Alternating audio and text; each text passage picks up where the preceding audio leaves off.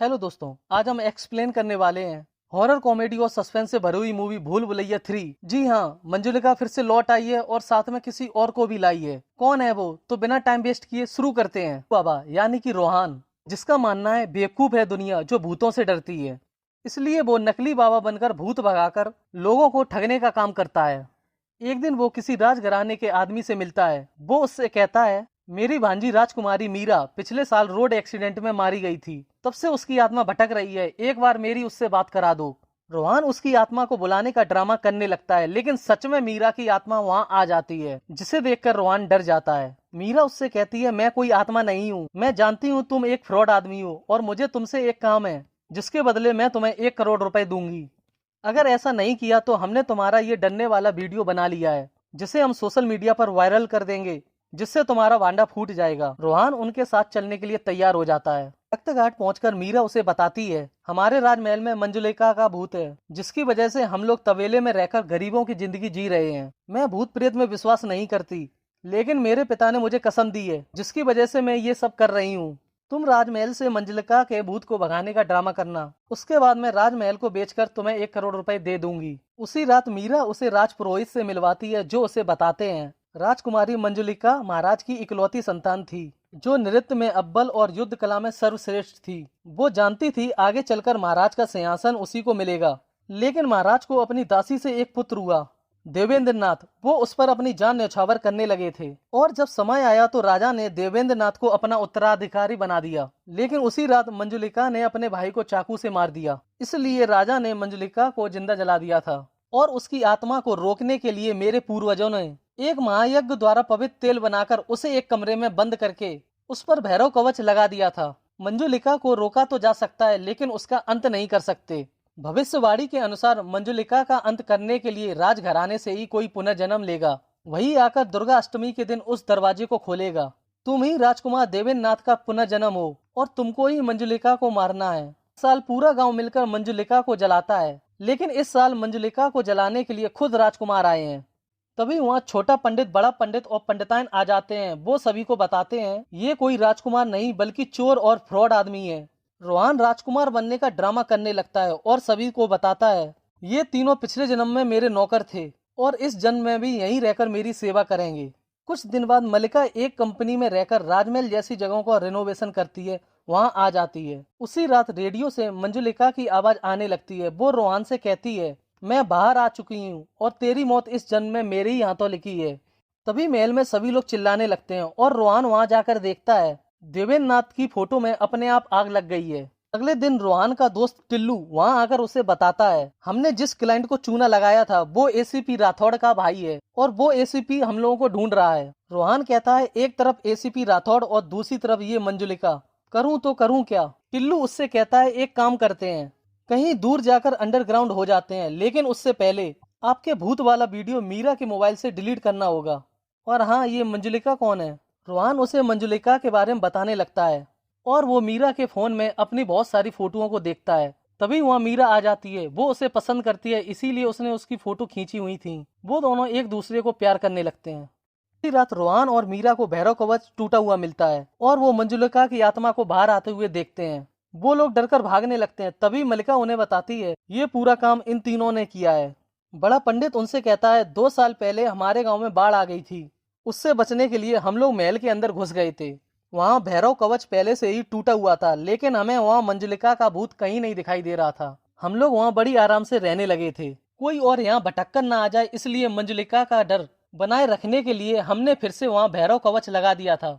फिर एक दिन तुम यहाँ आ गए, तुम्हें भगाने के लिए रेडियो से मंजुलिका की आवाज और उस फोटो में आग हमने ही लगाई थी। छोटा पंडित मल्लिका से पूछता है, तुम ये सब कैसे जानती हो?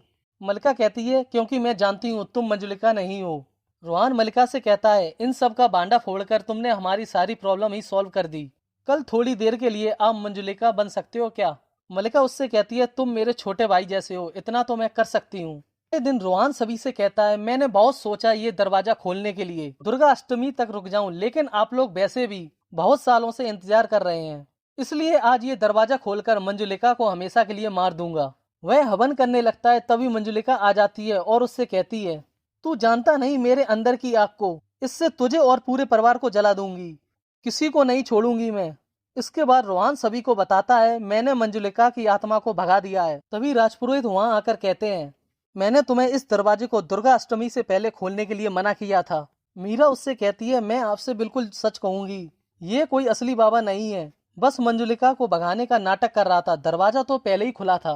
अगले दिन महाराज रोहान को वहां से जाने के लिए कहता है, लेकिन रोहान महाराज की मरी हुई बीवी की एक्टिंग करने लगता है और उससे कहता है, हर माँ का सपना होता है उसकी बेटी की शादी किसी अच्छे लड़के से हो, और मैं चाहती हूँ मीरा की शादी रोहान से हो। महाराज को लगने लगता है सच में उसकी बीवी की आत्मा उसके अंदर आ गई है, इसलिए वो उसे वहां रोक लेता है। इधर मंजुलिका के कमरे की दीवार टूट जाती है, उसके अंदर एक और कमरा दिखाई देता है, उसके ऊपर भी भैरव कवच लगा हुआ होता है। पुरोहित उससे कहता है, इस कमरे के इतिहास के बारे में ग्रंथों में पता लगाने जा रहा हूँ, लेकिन दुर्गा अष्टमी से पहले इसको मत खोलना। एक बात पता चली है जिसके बारे में किसी को पता नहीं है, राजा की एक नहीं बल्कि दो लड़कियां मंजुलिका और अंजुलिका थीं। अब इस दरवाजे के खुलने के बाद पिल्लई आने वाली है।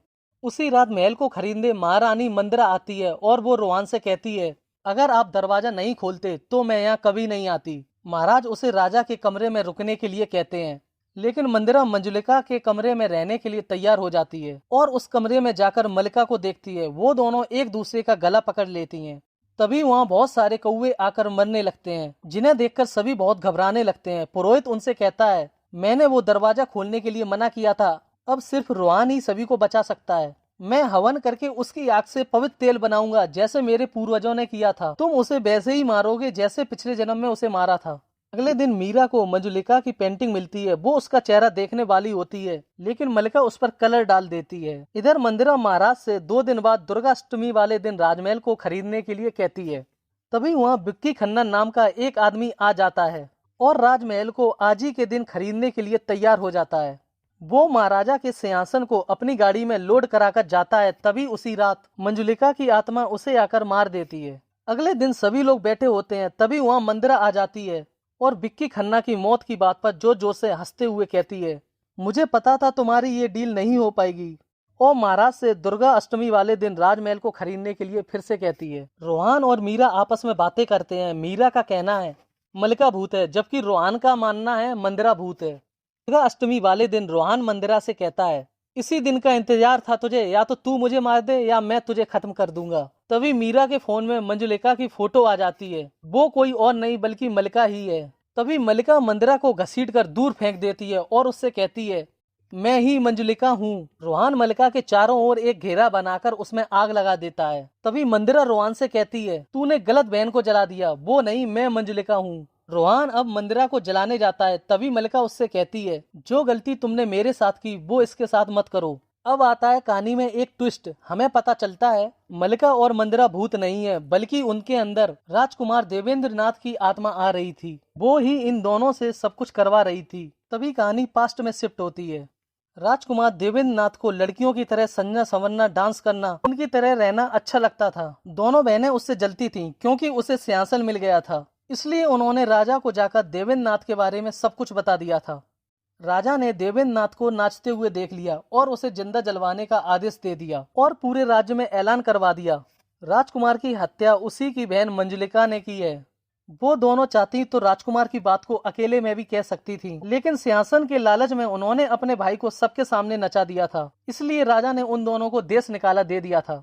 इसके बाद देवेंद्र नाथ की आत्मा ने पूरे राज्य में तबाही मचा दी थी और राजा को मार दिया था। राजपुरोहित उसकी आत्मा को एक कमरे में बंद करके उस पर भैरव कवच लगा देता है और बिल्कुल वैसा ही भैरव कवच मंजुलिका के कमरे के बाहर लगा देता है, जिससे किसी को ये पता नहीं चले कि वो आत्मा मंजुलिका की नहीं बल्कि देवेंद्र नाथ की है और वो इस कमरे में बंद है। फिर से प्रेजेंट में शिफ्ट होती है। रोहान के हाथों पवित्र तेल की बोतल फूट जाती है, लेकिन बातों ही बातों में राजकुमार की आत्मा उस तेल के ऊपर जाकर खड़ी हो जाती है। राजपुरोहित कहता है पुनर्जन्म रोहान का नहीं बल्कि मंदिरा और मलिका का हुआ है। वो दोनों से देवेंद्र नाथ की आत्मा को जलाने के लिए कहता है, लेकिन वो लोग उसे जलाती नहीं है और मलिका उससे कहती है, हमारा पुनर्जन्म अपनी गलती दोहराने के लिए नहीं बल्कि उसे सुधारने के लिए हुआ है। जलते तो हम लोग थे तुमसे, पर हमारी जलन की वजह से सबने तुम्हें बड़ी बेरहमी से जला दिया था। मंदिरा उससे कहती है, हम तुम्हें समझ नहीं पाए, हमें माफ कर दो भाई। अगर हमें सजा देकर तेरा बदला पूरा होता है तो हमें मार दो, मगर इन लोगों को जाने दो, इनकी कोई गलती नहीं है। देवेंद्र नाथ अपनी बहनों को बहुत प्यार करता था और अपनी बहनों का प्यार देखकर वो रोने लगता है। उसका एक आंसू उस पवित्र तेल में गिर जाता है जिससे उसकी आत्मा को मुक्ति मिल जाती है और फिल्म यहीं खत्म हो जाती है। अगर आपको वीडियो पसंद आया हो तो लाइक करें, कमेंट करें और हाँ, चैनल को सब्सक्राइब करना बिल्कुल ना भूलें।